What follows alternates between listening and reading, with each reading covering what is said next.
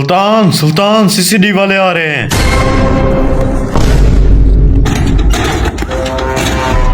अरे कौन है बाहर?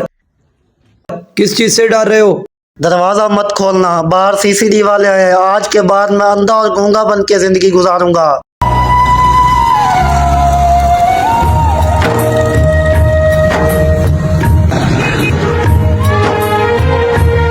भाई मुझे 50 रुपए के पकौड़े दे दें। भाई आपके 50 रुपए हो गए। भाई इसमें से 50 वाला कौन सा है और 500 वाला कौन सा है? रोम रोम भाइयों, रुको जरा, ये 50 वाला है और ये 500 वाला है।